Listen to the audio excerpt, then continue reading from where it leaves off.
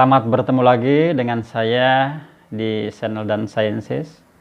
Pada kesempatan ini saya akan mencoba membahas ataupun mereview beberapa jurnal dan buku tentang Wayang Wong Priangan, terutama pada konteks sejarahnya. Bagaimana Wayang Wong Priangan ini bisa masuk ke tanah Pasundan atau Priangan atau Jawa Barat. Adapun jurnalnya saya review ada beberapa jurnal. Pertama dari jurnalnya Profesor Yusuf Liana, kemudian Profesor Sudarsono dan Profesor Tati Narawati. Jadi jurnal-jurnal dan buku ini saya coba review dan petakan kembali ke dalam sebuah konsep pemetaan bagaimana sejarah mengalirnya seni ataupun drama tari ataupun wayang wong priangan yang ada di Jawa Barat. Sejarah kehadiran wayang wong priangan di Jawa Barat.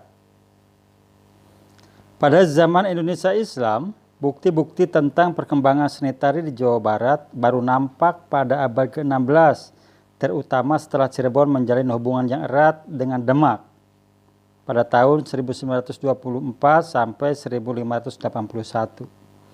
Pada abad ke-16, tokoh-tokoh penyebar agama di Cirebon antara lain Sunan Gunung Jati dengan bantuan Sunan Kalijaga berusaha mengumpulkan rakyat agar mau mendengarkan khotbah dan mau masuk agama Islam dengan menggunakan gamelan, wayang, serta pertunjukan tari-tarian. Ini merupakan bukti bahwa masyarakat Jawa Barat sebelum zaman Islam telah senang pada kesenian termasuk seni tari. Dalam pelaksanaannya, pembangunan Masjid Agung Sang Cipta Rasa di Keraton Kasepuhan di Cirebon sekitar tahun 1480 dipimpin langsung oleh Sunan Kalijaga.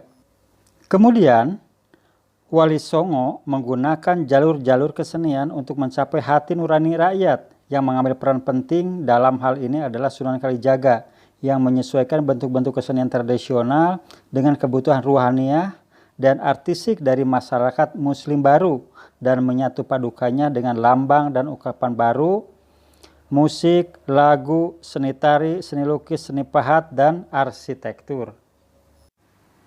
Di Jawa Tengah pada zaman Indonesia Islam, terutama mulai zaman Mataram Baru yaitu tahun 1524 sampai 1755, terdapat kondisi yang relatif sama dengan di Cirebon dalam hal aktivitas penyebaran agama Islam.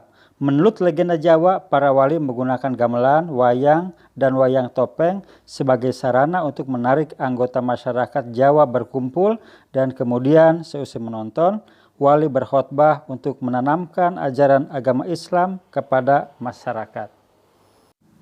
Sunan Kalijaga selalu dikatakan sebagai pencipta topeng-topeng untuk pertunjukan wayang topeng pertama pada permulaan abad ke-16. Konon Sunan Kalijaga dalam memberi bentuk kepada topeng-topeng ciptaannya meniru wayang gedog dan sebagai tahun pembuatan topeng disebutkan tahun 1508 tahun Jawa atau 1586 Masehi. Pada zaman Mataram 1584 sampai 1755, wayang topeng selain merupakan pertunjukan istana juga tersebar di daerah pantai atau pesisir dan daerah luar kerajaan. Di daerah pantai dan luar kerajaan, rombongan wayang topeng kebanyakan dipimpin oleh dalang wayang kulit.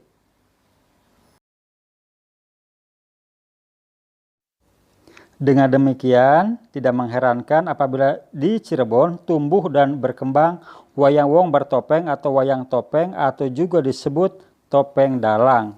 Menurut catatan dari beberapa sumber sejarah yang ada, pada sekitar tahun 1636, Panembahan Ratu sebagai Raja Cirebon yang pada waktu itu berusia 89 tahun melakukan kunjungan ke ibu negeri Mataram untuk menemui Sultan Agung Anyakreakusuma. Selain itu, sekitar tahun 1641, seniman-seniman Cirebon didatangkan ke Mataram untuk membangkitkan kesenian di daerah Kesultanan Cirebon. Pada tahun 1678, Cirebon dibagi menjadi 3 kerajaan kecil, yaitu Sultan Sepuh dengan Kerajaan Kesultanan Kasepuhan, Sultan Anom dengan Kerajaan Kesultanan Kanoman, dan Sultan Cirebon dengan Kerajaan Kesultanan Kacirebonan. Data tentang pertunjukan atau tontonan wayang wong di Cirebon didukung pula oleh keterangan Pisau. Di Keraton Kanoman terdapat pertunjukan wayang wong dengan cerita Jayeng Rana atau Menak Amir, tetapi tidak menggunakan topeng. Pertunjukan tanpa topeng semacam ini telah diuraikan dalam majalah Hindia Belanda tahun 1842. Selanjutnya, Pisau dan Sudarsono menjelaskan adanya wayang wong bertopeng atau wayang topeng atau topeng lakon di Keraton Cirebon. Wayang wong atau wayang topeng yang dipertunjukkan di Keraton Kasepuhan tersebut merupakan wayang wong dari kalangan rakyat yang mula-mula mengadakan pertunjukan keliling di luar Keraton Cirebon adalah Ki Kempung dan diteruskan oleh Ngabehi Natawiguna sebagai cara untuk mencari nafkah. Perihal ini didukung pula oleh penjelasan Sudarsono bahwa pertunjukan wayang wong Cirebon atau drama tari topeng dan juga disebut wayang topeng diperkirakan berkembang di masyarakat Cirebon sekitar tahun 1914. Berdasarkan keterangan Pisau dikatakan bahwa wong Cirebon telah menjadi kelompok pemain profesional yang berkeliling di tanah Priangan. Terdapat dua cara pertunjukan keliling rombongan wayang wong Cirebon di Tatar Priangan. Dalam pertunjukannya mereka mendirikan bangsal dari bambu dan memungut uang masuk dari penonton serta memenuhi permintaan orang yang mengundang untuk karyaan atau hajatan. Adapun mengenai cara pertunjukan kedua, pemasukan uangnya langsung dari penonton atau penonton membayar karcis masuk. Pertunjukan seperti ini lazimnya disebut bebarang atau ngamen. Penyebaran wayang wong atau wayang topeng Cirebon ke daerah-daerah di wilayah Priangan atau Pasundan seperti di Sumedang, Tasikmalaya, Garut, Sukabumi, dan Bandung dijelaskan pula oleh Pisau mengatakan bahwa pemain wayang wong dari Cirebon yang berkeliling di tanah Pasundan untuk mempertunjukkan keseniannya. Pada awal tahun 1900-an, Sumedang, Bandung, Garut, dan Tasikmalaya sering didatangi rombongan topeng dari Cirebon, dan kesenian semacam ini ternyata disukai oleh umum. Hal ini terbukti jika ada pertunjukan itu orang berjejal-bejejal menontonnya. Dalang topeng rombongan itu ada dua, yakni Wentar dan Koncer. Nama kedua dalang ini sebenarnya merupakan julukan yang diberikan oleh Bupati Bandung R.A.A. Martanegara karena pada masa itu kedua dalang tersebut sangat terkenal. Nah, kemudian bagaimana pertumbuhan wayang wong Priangan sebelum kemerdekaan? Seperti telah dipaparkan sebelumnya, masuknya wayang wong Cirebon ke tanah Priangan terjadi pada akhir abad ke-19 sampai awal abad ke-20. Selain itu, latar belakang kelahiran wayang wong Priangan tidak lepas dari keberadaan wayang wong Cirebon yang mengadakan pertunjukan keliling di tanah Priangan.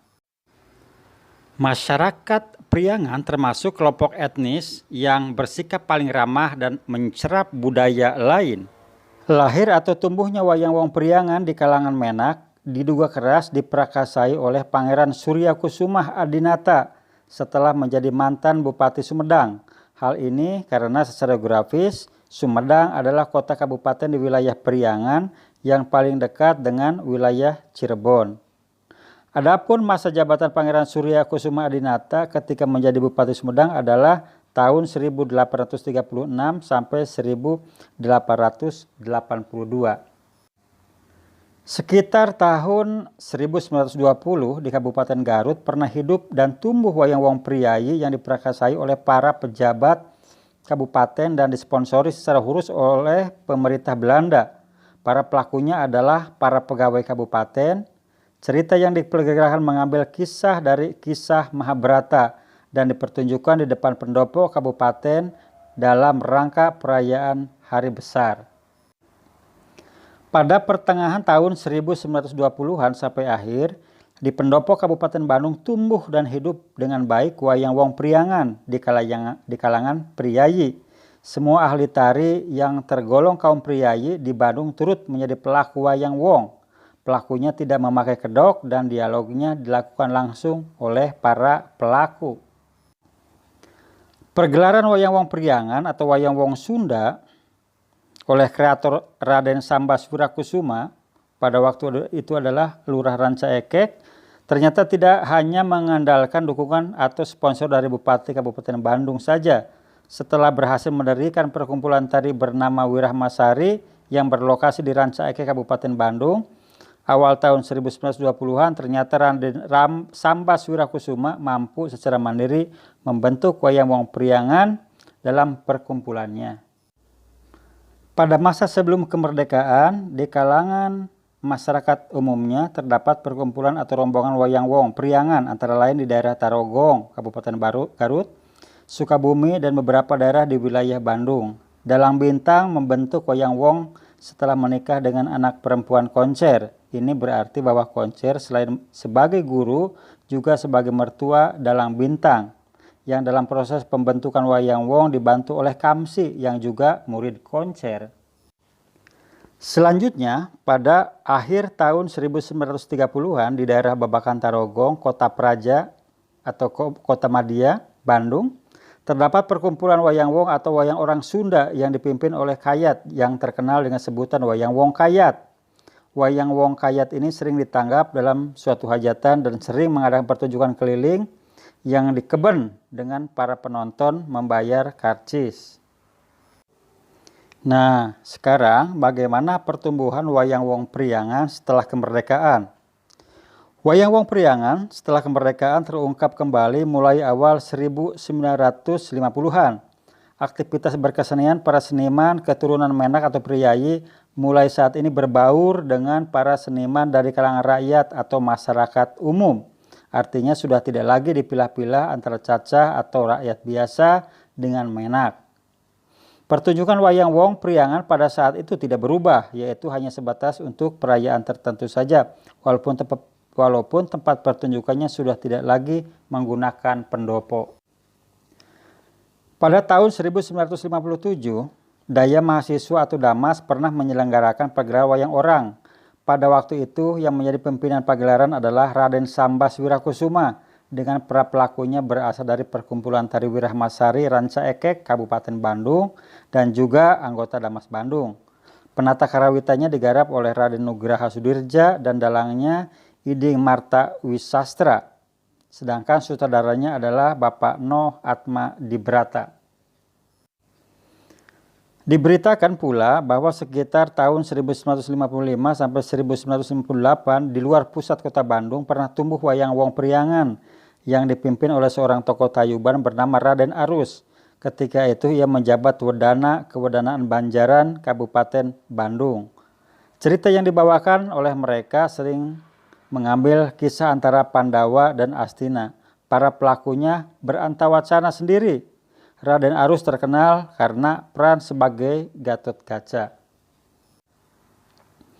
Kemudian di Sumedang, Raden Ono Lesmana Kartadikusuma pernah menggarap dan mempertunjukkan Wayang Wong Priangan ketika menjabat sebagai camat Kecamatan Congeang, Kabupaten Sumedang pada tahun 1950 sampai 1551.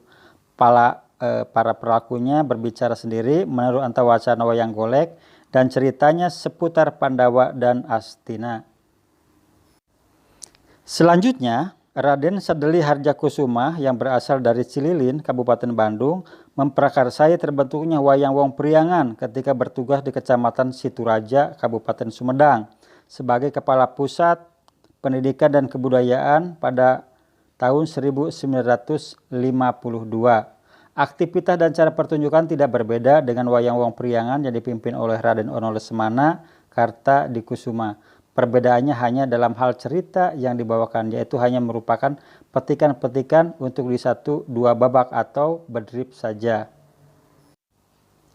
Pada tahun 1950 pernah tumbuh di daerah Cikawao, Kota Praja Bandung, sebuah perkumpulan Wayang Wong Priangan pimpinan Encih yang biasa disebut Wayang Wong Encih. Pertunjukannya sering menggunakan atau sering menunggu undangan untuk ditanggap dalam hajat-hajatan, meski sesekali berkeliling ke pinggiran kota Bandung dengan memungut bayaran dari penonton. Di daerah Cigareleng, kota Praja Bandung, pada tahun 1955, berdiri Wayang Wong Pimpinan Suheri. Perkumpulan Wayang Wong Priangan ini sangat terkenal dengan sebutan Wayang Mojang karena seluruh pelakunya wanita, kecuali untuk peran Panakawan.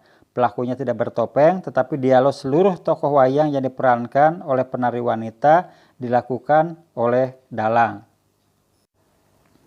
Selang beberapa tahun setelah kemerdekaan, Wayang Wong Priangan di daerah Babakan Tarogong, kota Praja Bandung tumbuh kembali pada akhir 1940-an.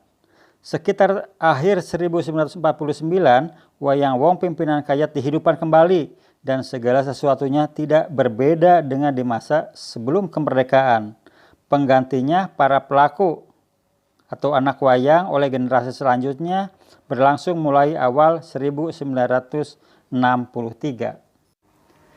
Wayang Wong Pimpinan Kayat lebih sering ditanggap dalam suatu hajatan daripada berkeliling dengan memungut bayaran dari penonton atau di karcis. Generasi Wayang Wong Kayat inilah yang memberi kebanggaan dan membawa harum semuanya. Pada tahun 1967, Wayang Wong Kayat pernah diundang oleh tokoh tari Sunda Noh Atmadibrata untuk tampil di gedung Yayasan Pusat Kebudayaan Bandung.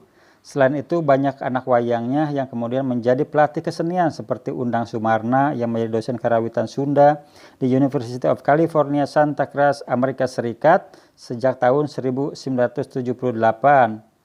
Dan Profesor Ius Rusliana juga, beliau sekarang menjadi dosen tari sekaligus guru besar di ISBI Bandung. Kira-kira awal tahun 1968, aktivitas pertunjukan Wayang Wong Priangan terasa mulai menurun. Dan pada akhir 1968, perkumpulan Wayang Wong Kayat sudah tidak ada yang menanggap lagi, kecuali untuk kepentingan daerah seperti dalam rangka perayaan Hari Kemerdekaan. Dan pada awal 1969, dapat dikatakan sudah resmi bubar, seperti yang dijelaskan oleh Noh Atmadibrata. Pada saat ini, wayang orang yang berbahasa Sunda atau Wayang Wong Priangan hanya tinggal kenangan dan sebagai peninggalannya berupa tarian wayang dan tokoh-tokoh wayang utama. Namun, sekarang ini tahun 2021, Wayang Wong Priangan ini tidak memudar untuk selama-lamanya, tetapi diangkat kembali ke dalam bentuk perkuliahan di jurusan tari ISBI yang pengajarnya adalah Profesor Ius Rusliana, yang bisa dilihat keberadaannya itu ketika pada acara ujian mahasiswa ataupun pada peristiwa tertentu. Dan kreatornya untuk sampai hari ini yaitu Profesor Ius Rusliana, SST, Guru Besar ISBI Bandung.